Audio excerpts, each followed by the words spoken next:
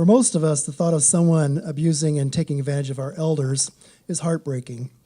And yet the National Council on Aging estimates that 1 in 10 older Americans has been a victim of some sort of abuse. And I think that's probably higher because we know a lot of things aren't reported. Older people are vital, contributing members of our community who should be treated with respect and dignity. As a society, we have confronted and addressed the issues of child abuse and domestic violence in the same way we can find solutions to address elder abuse, and we hope to do that today. That's why World Elder Abuse Awareness Day is so important. So today, June 15th, communities all over the world will highlight the issue of elder abuse and hopefully find solutions towards it. World Elder Abuse Day is a call to action for individuals, organizations, and communities to raise awareness about abuse, neglect, and exploitation of elders. It was established back in 2016 by the International Network for the Prevention of Elder Abuse, the World Health Organization, and the United Nations, pretty high-powered organizations. Today, we want to take this opportunity to highlight the importance of our local coordinated efforts to reduce elder abuse, neglect, and exploitation beyond today and into the future. And I want to brag on our adult protection staff. So each day, the staff of adult protection at the Department of Human Services works hard to keep seniors safe and connect them to resources. The caseworkers have very difficult jobs. They're dealing with a variety of challenges, which include contact with abusive family members and helping adults find extra help to remain safely in their homes. And their good work is reflected in our state CSTAT measures. For the past year, APS has reached all their outcomes every month for the past year. So that's an excellent, excellent job. And I'd say it's over like 99% most of the time, so that's really good. As a community, we can become more alert to the signs of abuse. Most of us would notice signs of physical abuse, unexplained bruises, cuts, and sores. But we may not be as adept in noticing the red flags of undue influence or like withdrawing from normal activities. We may not notice when our elders are being financially exploited by a friend, a neighbor, or a caregiver who fail to provide for their needs. We may turn our heads to the signs of neglect like poor hygiene and dangerous living conditions. Of course, there's some actions we can take to prevent and to report abuse. If you know someone who's a caregiver for an elder, provide them with emotional support. And if you expect elder abuse, please report it to our hotline at 444-5755 here at El Paso County. And there's also a state number too. And your call is very confidential, and it could actually save a life. So I just wanted to thank you for being here today. Hope you'll learn a lot, ask a lot of questions, bring forth your ideas, and have a good day. Thank you very much. Dylan? Thank you, Chris. First, I want to welcome you all for coming in this morning and joining us. We have some really great speakers and covering some really important topics. According to the National Council of Aging, elder abuse is the crime of the 21st century. So it's really awesome to see a great group of people really taking the initiative to come out and learn about these important topics. Just some quick housekeeping items.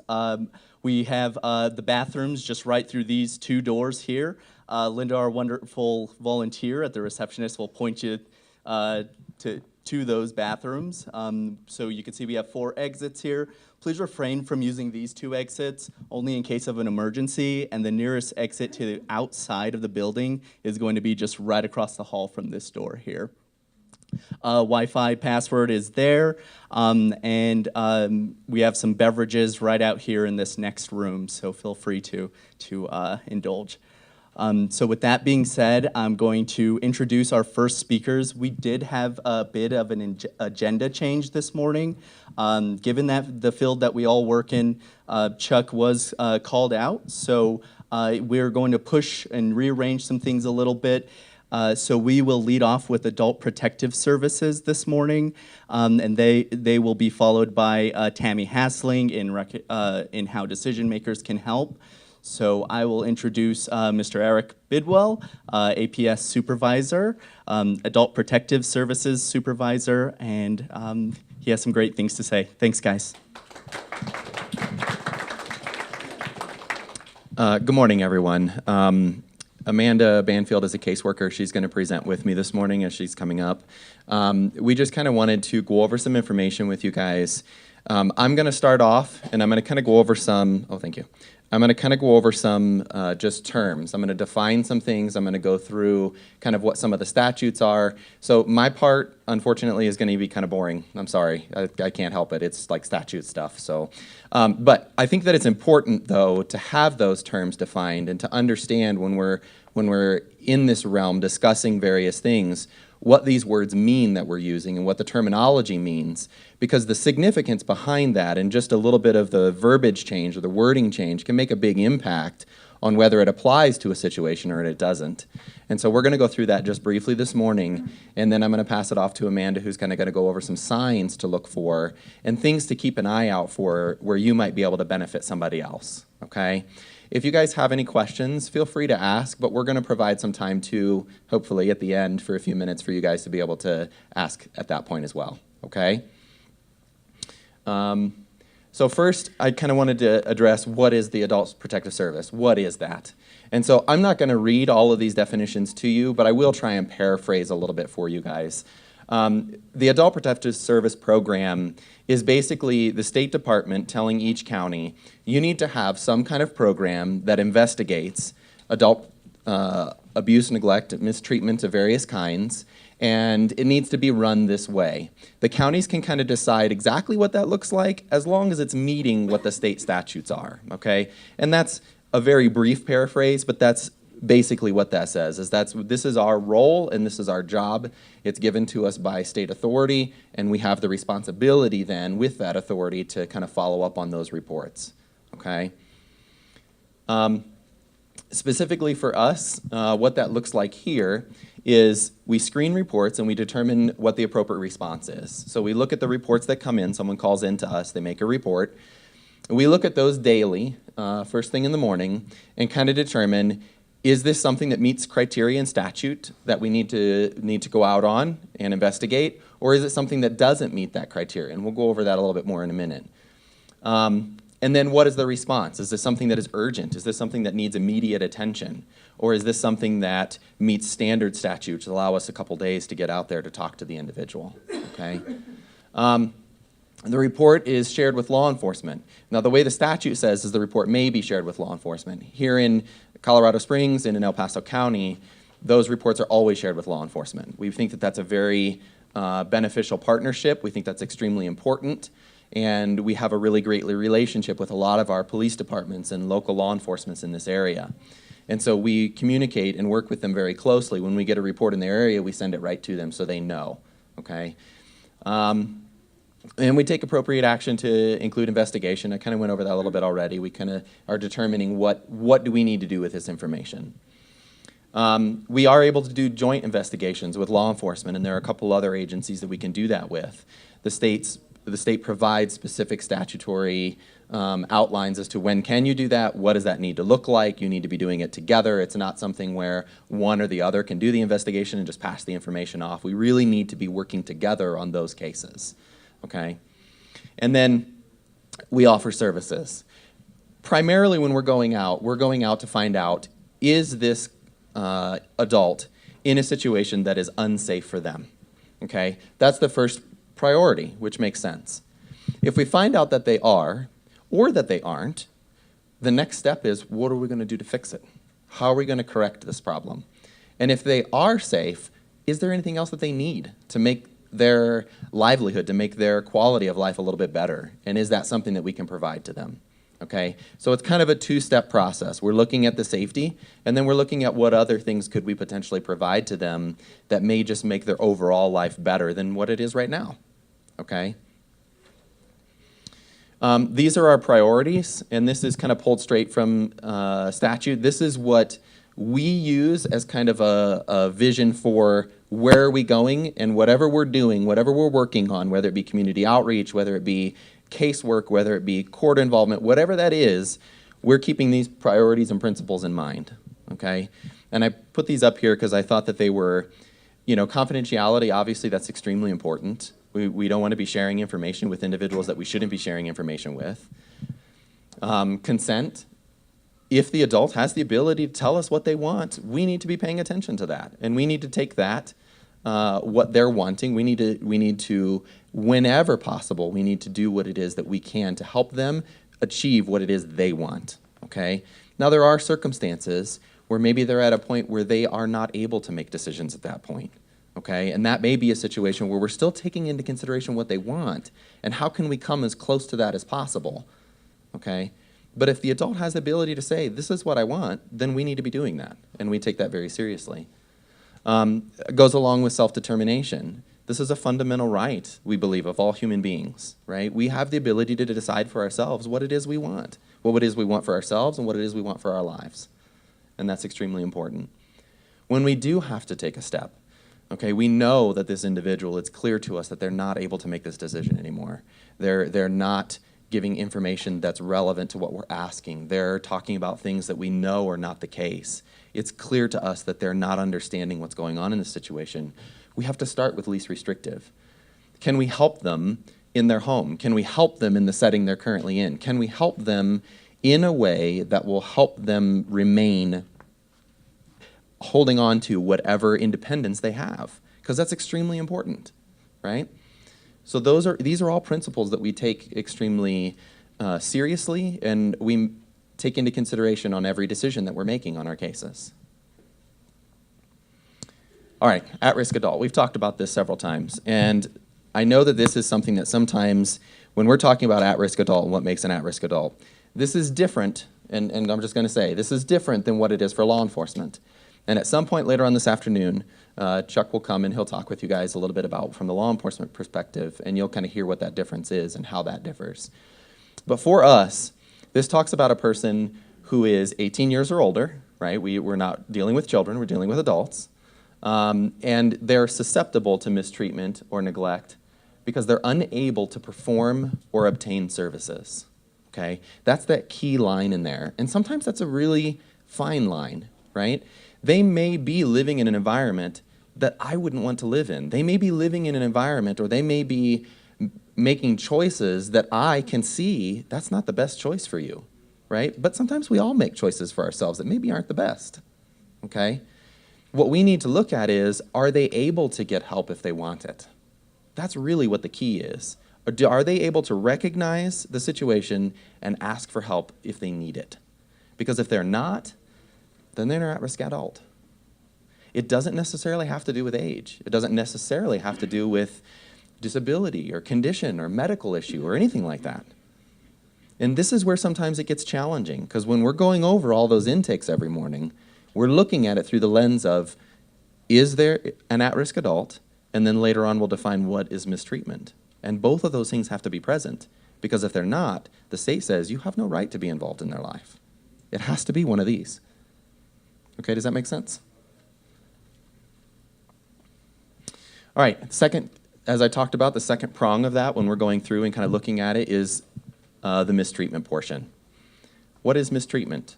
It talks about abuse, caretaker neglect, exploitation, and this is just a general term, okay? So when you hear the term mistreatment, it's a general term that covers abuse, neglect, exploitation, kind of all of the independent categories are lumped into a mistreatment, okay? So that's why when we're looking through, we're saying, is there a mistreatment somewhere? Does it fit one of these categories? Is there something that's being reported that this adult is being mistreated? And have they met the criteria, or does it seem like they meet the criteria as an at-risk adult? Because if both of those are in place, then we need to be doing something, okay? So I'm going to just quickly, briefly, again, go through the different forms of mistreatment, because as I talked about, that's kind of a general term for all of these categories. The first is abuse, and this is probably the most easy to identify when it comes to, if there's a mark, if there's a bruise. Technically, sexual abuse also falls under this category. Those are all things that are generally relatively easy to identify, okay? Because usually there's some kind of outward sign that something has occurred, right?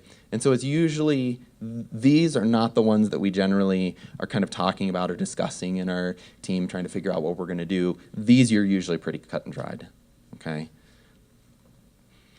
This one is challenging sometimes, self-neglect.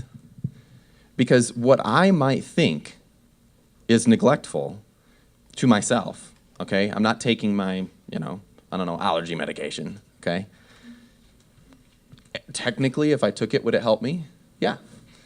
Am I neglecting myself by not taking it? Not really, right?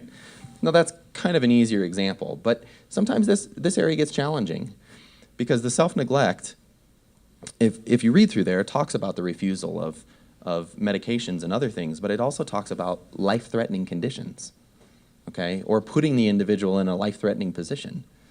That's kind of how that reads and how it words.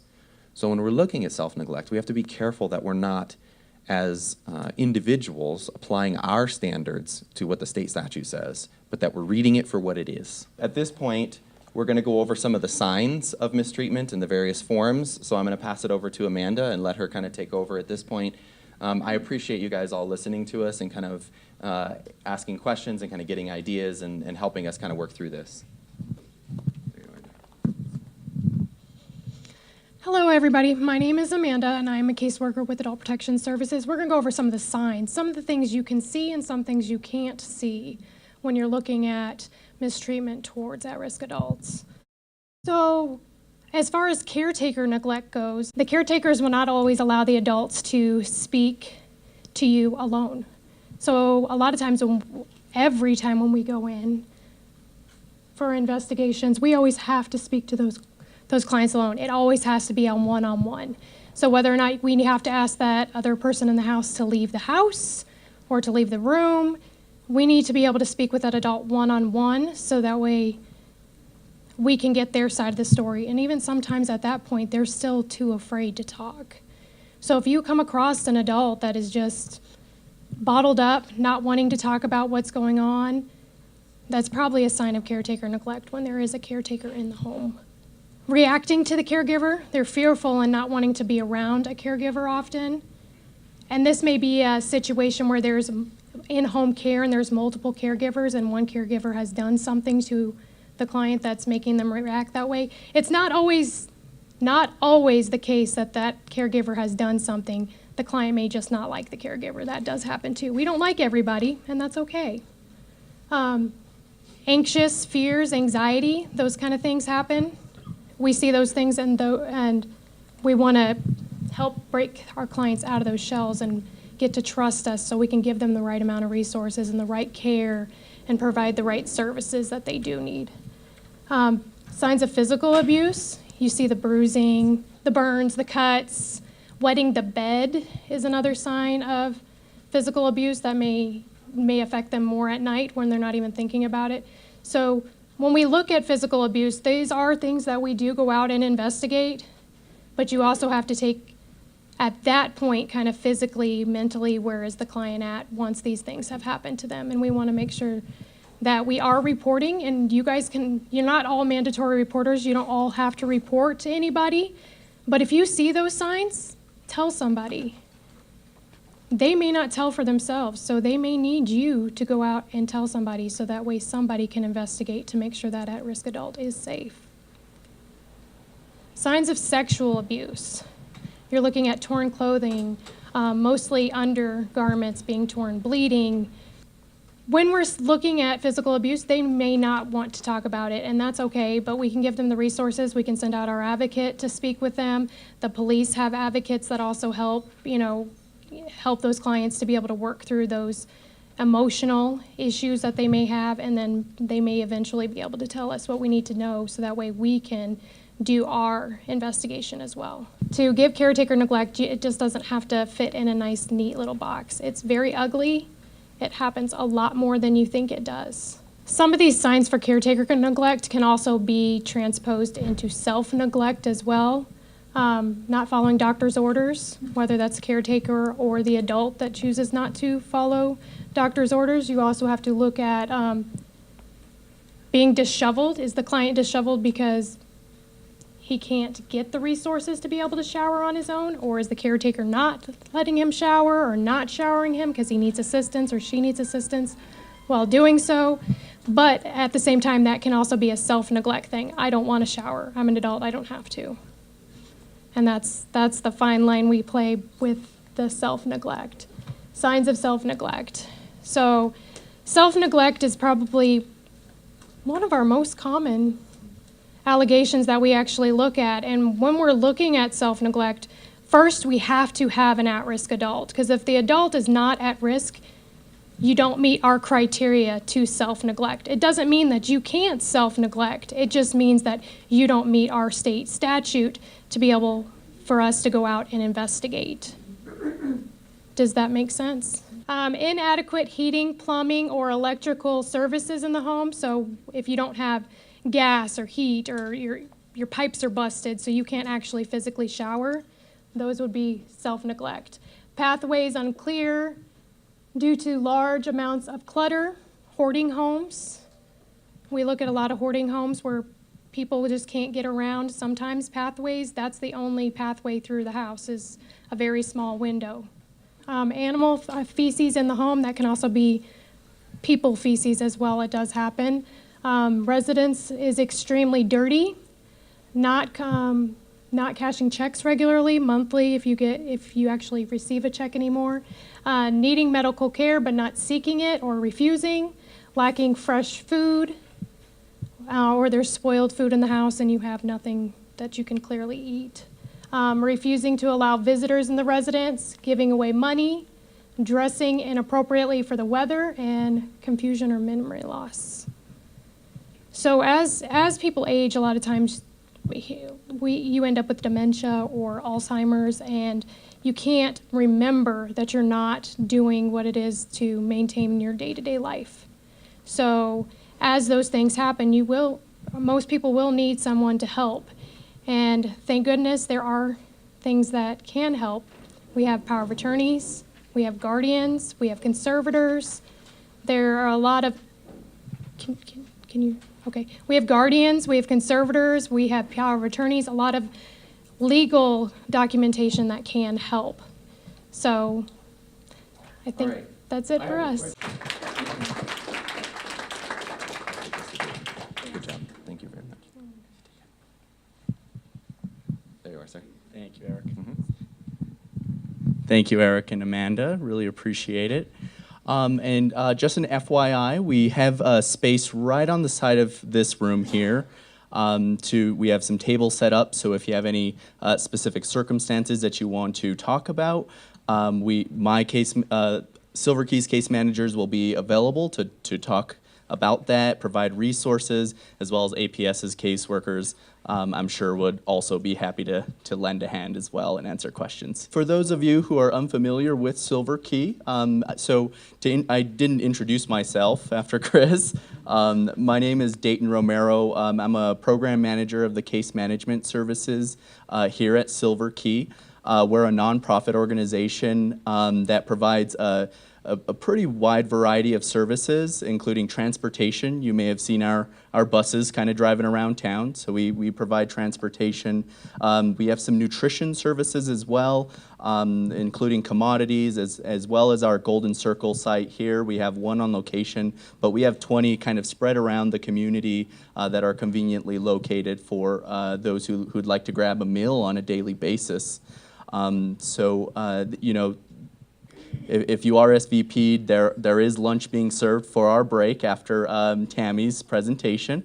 And then there's our department, the case management department, who really collaborates closely with Adult Protective Services and on those cases that they get involved with. And we also take referrals and assist seniors as well. And we define that as 60 and over and in El Paso County. That's all you have to be. That's the criteria to get in touch with a case manager here at Silver Key. So.